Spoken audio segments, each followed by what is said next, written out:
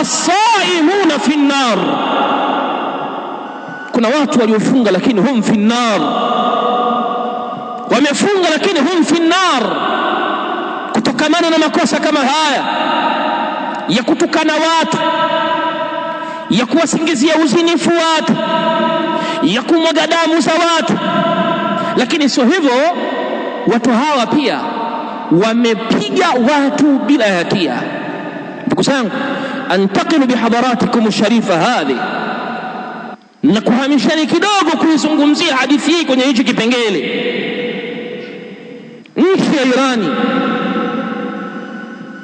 kabla ya kuingiwa na maingilio haya ya Ismail Safawi, aliyeingia kwa sura ya sunna kwenye nchi ya Iran, nchi ambayo ilikuwa imejaa ulama min ash-Shafi'iyya wal-Hanafiyya wal-Malikiyya, al-Imam ash-Shirazi, al-Imam al-Asbahani na wengineo katika maimamu dhikham, maimamu wakubwa wametoka katika mji wa Irani. Na miaka hiyo ya nyuma ulikuwa ni mji ambao yusharu ilaihi bil banan, ni mji unaoashiriwa kwa vidole, ni nchi inaashiriwa kwa kheri, inaashiriwa kwa mazuri.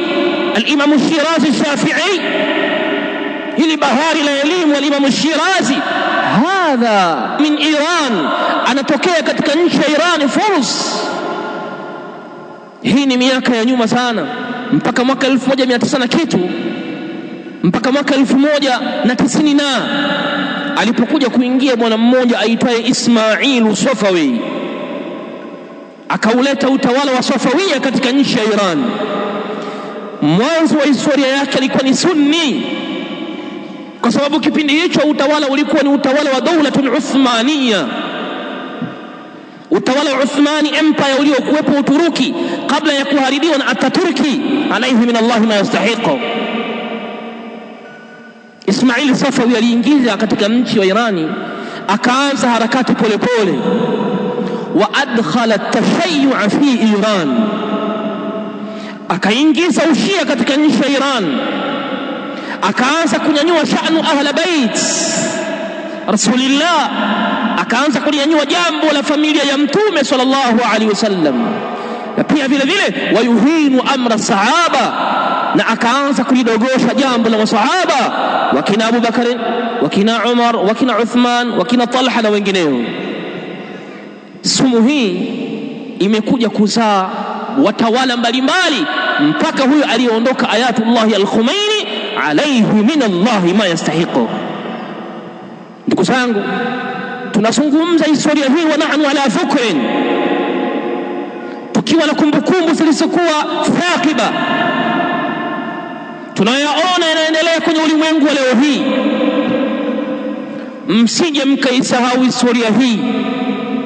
Ismail Safawi ili kupata nguvu katika nchi ya Iran, katala ulama, aliua wanawachuoni, alibadilisha madarasa mbalimbali ya kielimu. Utawala wake na waliokuja baada yake walibadilisha Irani na kuwa ni biladu tashayyu'i, ay biladu al-majusi, ni nchi ambayo imejaa umajusi wa kishia.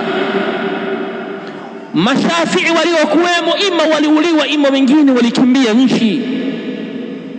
Mji ukabakia tahira, ukabakia msafi bitashayyu'i.